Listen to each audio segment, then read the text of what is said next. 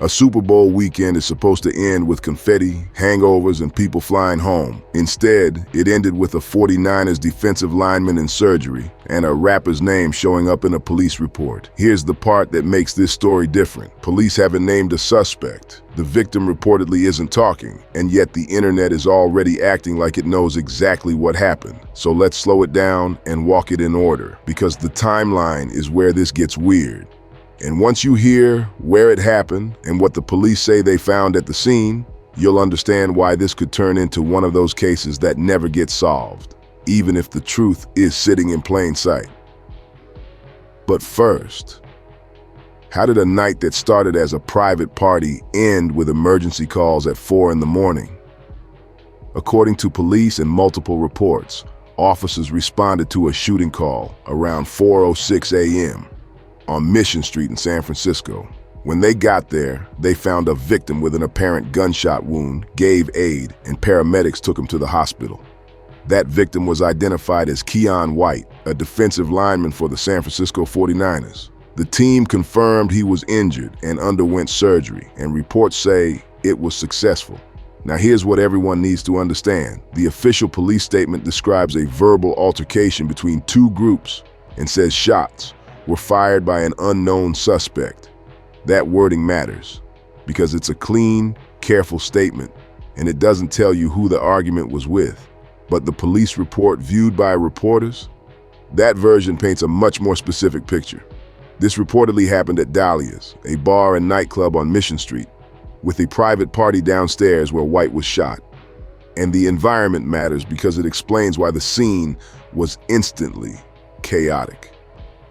The reporting describes adult entertainers on the main floor, people moving through different areas, and money scattered around, basically the kind of late-night setting where security, VIP access, and ego can collide in seconds.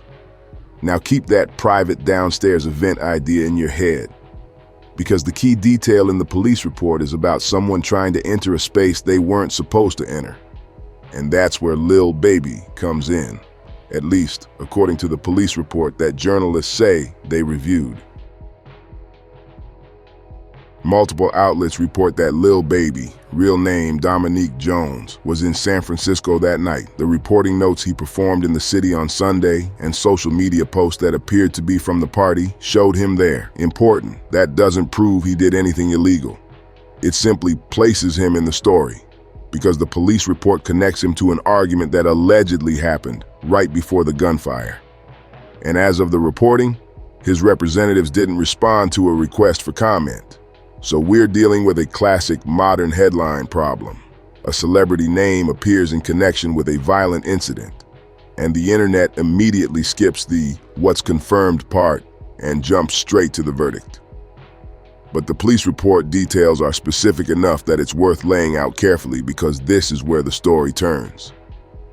According to the police report described by the San Francisco Standard and repeated by other outlets, a witness told police that Lil Baby's entourage was on the main floor and tried to enter White's private event downstairs.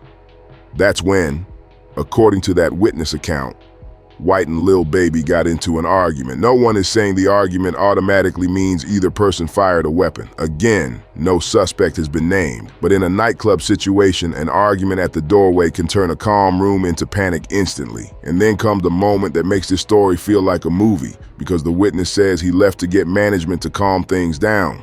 And that's when the gunfire happened. The witness told police he went upstairs to get staff help. And while he was gone, he heard 2 gunshots. When he returned, White had been shot in the leg area. But another attendee interviewed by media said she heard more shots, which is common in chaotic environments. In a loud venue, people often disagree on what they heard, especially when adrenaline hits. Now here's why that matters. If witnesses can't clearly describe the shots and the victim isn't cooperating, you're left relying on physical evidence and whatever cameras captured. And the physical evidence in this case raised eyebrows immediately, because investigators reportedly found something that suggests this wasn't a simple one-person, one-weapon situation. According to the reporting, police recovered two different shell casings near the scene, one 9mm and 1.45 caliber. Even if you're not into firearms at all, you can understand the issue. Two different calibers can imply different weapons. Different weapons can imply more than one person involved, and more people involved means more stories to keep straight, more angles for the truth to get buried. Now combine that with the official statement, unknown suspect. Combine it with the venue setup, multiple floors, private area, crowd movement. This is exactly how a case turns into a fog, where everybody says, I didn't see anything, and the only thing that's clear is the victim got hurt. And that brings us to the biggest obstacle in this entire situation, the part fans keep skipping over. One of the most damaging details in the reporting is this. When police asked White who shot him, the report says he was uncooperative. That doesn't automatically mean he knows exactly who did it, but it can mean he doesn't want to be pulled into what comes next.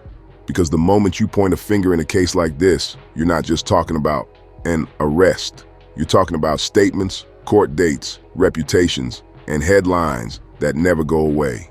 And if you're an NFL player, your whole career is built on being available, being reliable, and being employable. One messy legal situation, even as a victim, can become a distraction a franchise does not want. But here's the twist.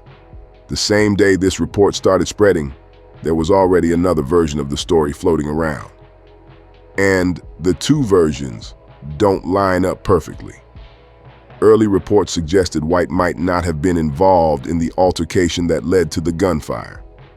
Then the police report details hit the internet, describing a witness account that says White argued with Lil Baby after an entourage tried to enter his private event. Now read that carefully. The official statement says two groups argued and an unknown suspect fired. The police report as described adds a celebrity name and a specific doorway conflict. That difference is where the internet starts filling gaps with assumptions. Some people hear Lil Baby and immediately jump to accusations. Others hear unknown suspect and assume it was random. But neither side has the full picture, because police have not named a suspect and nobody credible has reported an arrest. So the real question becomes, if this happened in a crowded venue after one of the biggest sports events of the year, how does a case like this stay stuck? The answer is ugly, but it's real. If the victim won't speak, investigators have to lean hard on everything else: witnesses, surveillance, physical evidence, and consistency. But nightclub scenes are messy, people are moving, lighting is bad, music is loud, and a lot of attendees don't want to become the person who told. So, even if someone thinks they know, they may say, I didn't see anything. That's how you get a headline that sits there for weeks. Investigation ongoing, no arrests. And that's why the shell casing detail matters so much, because it suggests complexity. Complexity adds time. Time adds silence. Silence adds rumors.